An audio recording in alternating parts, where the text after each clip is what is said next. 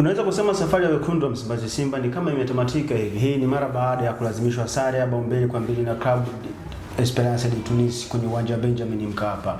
Hali ilikuwa vipi ndio kitu ambacho tunaenda kukitazama wakati huu. Mimi ni Usama Hamisi Usama, niko na Leopard John. Hii ni The Golden Boot. Leopard, Simba safari yao imefika mwisho, sio? Unaweza ukasema hivyo kwa sababu ana mechi mbili ambazo kimahesabu ni point 6, moja nyumbani katika uwanja wa Benjamin Mkapa, lakini nyingine anakwenda katika nchi ya Angola kwa maana dhidi ya Petro Atletico. Kwa hiyo ni hesabu ngumu hesabu ni ngumu kwa upande wa Simba. Kimahesabu bado inawezekana? Yeah, of course inawezekana kwa sababu ukiangalia anaongoza kundi ana pointi 8, anayefuatia ana pointi 6 ambaye ni Esperance, and then anayeongoza pia ana pointi 5. So kama akimfunga Petro ambaye ana pointi 5 itampa wigo wa kufikisha alama 4, and then hauwezi kujua kile ambacho kinaendelea, lakini asilimia kubwa ni kwamba uwezekano haupo kwa upande wa Simba kwenda kufuzu katika hatua ya robo finali. Tunasema kwamba usimkatie mtu tamaa hadi pale mwisho mwenyewe atakaposema amekubali kabisa. Ilikuwa ni mechi fulani hivi, mechi ambayo binafsi yangu nilikuwa naona Simba ingekuwa ni mchezo wao wa pili kuweza kucheza vizuri mara baada ya mchezo wa ngao jamii dhidi ya Young Africans kwa msimu huu, kwa kile ambacho walianza nacho katika kipindi cha kwanza. Unaona timu ilikuwa ina balance kwenye maeneo yote, timu ilikuwa ina nidhamu wakati wa kushambulia, wakati wa kujilinda, yani timu ilikuwa imekaa levels katika sehemu moja ama nyingine. Ndio maana unaona walikwenda kwenye kipindi cha kwanza wakiwa wapo mbele kwa 1-0. Always timu kubwa zimekuwa hazina pressure.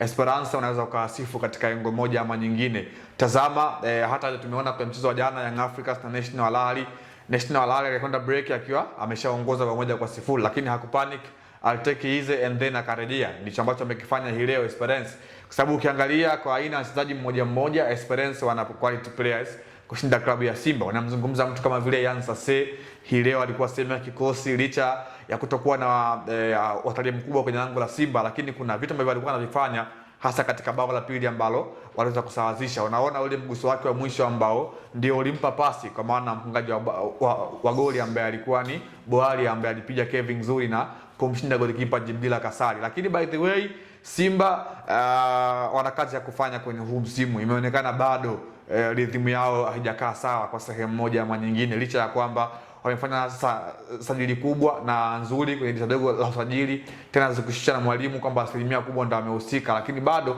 haijaenda kutibu moja kwa moja kwenye shida yao ambayo wako nayo. Lakini by the way ndio matokeo ya mpira, na tumeona Esperance walikuwa wana advantage zaidi ya kuweza kupata matokeo, kwa maana unapozungumza amekosa mkwaju wa penalty ambao ungapa alama 3 muhimu na kuwa juu katika msimamo. Tukiangalia the way ambavyo Simba walianza mchezo, walicheza vizuri kama walivyosema, wakaenda kwenye uongozi kwa bao 2-0 mpaka mapumziko. Kilichopelekea Simba wakapoteza hizi alama 3 ambazo walikuwa almost there, kwamba ni nini hasa kilichopelekea wao wakashuka na Esperance wakaja juu? Ni nini kimetokea kwenye klabu ya timu ya Simba? Kwanza unapocheza na timu ambayo imekuzidi, always mwalimu lazima alinde kile ambacho yuko nacho kwa sehemu moja ama nyingine. Ndicho ambacho amekifanya mwalimu Steven Becker, na ndio makocha wengi wa timu za Afrika ama timu ambazo zinakwenda kucheza zikiwa hazipei nafasi kubwa ndio wamekuwa wanacheza hivi, kwa maana ikiwa wameshapata matokeo na timu kubwa lazima uangalie njia mbadala ya kuweza kuihendo hiyo mechi iweze kumalizika. Ni wazi Simba alikuwa mbele bao 2-0. Ukiangalia alikuwa na advantage compared yuko nyumbani, ni matokeo mazuri kwa upande wake. Mwalimu Steven Becker ni kama vile akaamua kupunguza tempo ya kwenda kushambulia na kurelax na kwanza kulinda kile ambacho yuko nacho. Wakati huo kwa upande wa Esperance wao ndio walifungulia booster zao, kwa maana unaona leo klabu ya Simba ilifanikiwa kumzuia mwiba mchungu katika mchezo wa kwanza, kwa maana Jack Diarra alikuwa hana ule uhatari ambao kama aliufanya katika mchezo wa kwanza. Mwalimu akafanya sabu, akamtoa Jack Diarra akamuingiza mshambuliaji ambaye kafunga goli la pili kwa maana ya Boalia, ambaye huyu of course ndo amekuwa game changer. Unaangalia alivyokuwa ana push timu, unaangalia alivyokuwa anafanya switch kulia na kushoto, alikuwa anafanya walinzi wa Simba wasiwe na mipango madhubuti. Ndio maana unaangalia hata bao ambalo wamesawazisha ilikuwa ni bao ambalo ni mistakes za kiulinzi, kwa maana walikuwa wana pressure. Afanye Maodo Kante katika eneo la kutulia anapiga pasi fupi ambayo hajamfikia golikipa na anaweza kufunga kwa maana Diakite. Kwa hiyo unaangalia Esperance of course Esperance walikuwa wanapeleka pumzi ya moto kwa upande wa Simba, walikuwa wanapeleka pressure kwa walinzi wa klabu ya Simba na kukosa ule uhuru kama ambao walikuwa nao kipindi cha kwanza. Kipindi cha kwanza unaweza kusema kwamba kila timu bado ilikuwa inamogopa mwenzake, kwa maana Simba alitumia advantage ya experience kutokuwa juu katika ule mchezo, kwa maana plani ya kwanza ya mwalimu wa experience ilikuwa ni Simba aingie kwenye mfumo wake, kwa maana yeye aingie na plani ya kupoza mashambulizi and then Simba aingie kwenye huo mfumo, lakini Simba kwenye first half aliweza kuteruka kwenye huo mtego na kuweza kuwa sharp na kwenye kupush, na kama ilivyo ada ya Simba na kupata goli mbili ambazo baadaye akashindwa kuzimaintain. Unakuja kuangalia pia subs ambazo mwalimu alizifanya, mtu kama vile Maodo Kante, though tumeona leo amekimbia sana kiwanjani, ametumia energy nyingi kiwanjani, akaweza kumtoa kwenye kikosi, na kwenye eneo la kiungo akamwacha Nabi Kamara ambaye yeye peke yake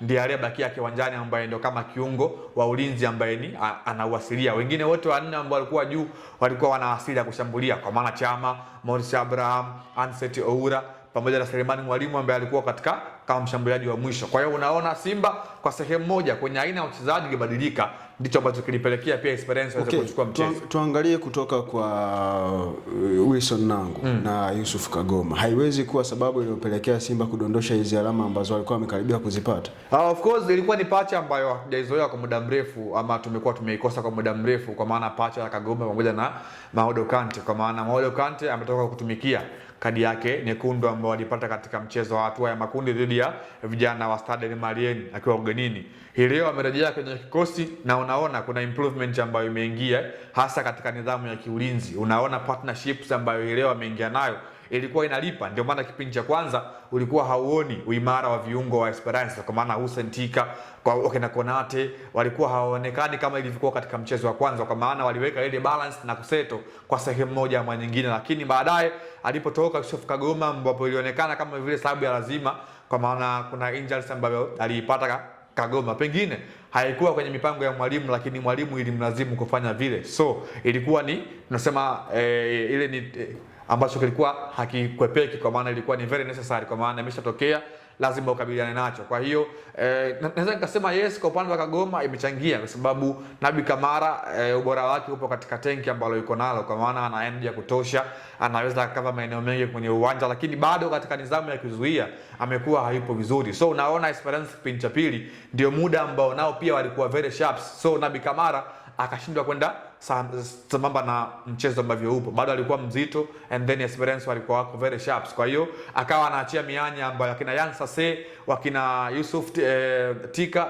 walikuwa wana Yusuf Msakini walikuwa wanatumia yale maeneo kama vile sehemu zao za mianya kuweza kupiga pasi ambazo baadaye zilikuwa zina matala kwa upande wa Simba. Kwa hiyo moja kwa moja subs ambayo Simba walifanya ya lazima, kwa maana Yusuf Kagoma imekwenda kuwa cost kwa sehemu moja ama nyingine. Okay, kitu gani ambacho ni positive Simba ameondoka nacho kwenye mchezo wa leo?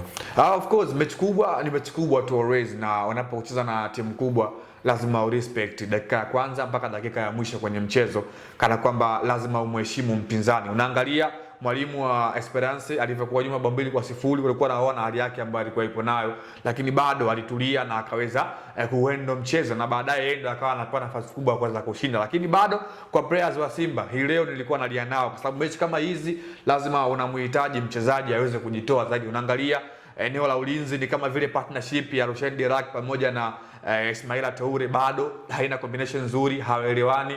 Uzito ambao yuko nao Toure umegharimu Simba katika sehemu moja ama nyingine. Kwenye mechi kama hizi lazima mchezaji awe timamu kwenye akili, lakini pia kwenye eneo la kimwili, kwa maana kimatendo. Hiyo ndio itakuwa silaha kubwa kwa sehemu moja ama nyingine, lakini hii leo kwa Simba hasa kipindi cha pili ilikuwa haipo. Kwa hiyo ni sehemu ambayo Simba pengine wamejifunza, hasa kuelekea katika mchezo unaofuatia dhidi ya Petro, tena wakiwa ugenini. Petro ambao nafikiri mechi ya Simba watakuwa wanaiangalia zaidi kama mchezo wao wa finali katika msimu huu.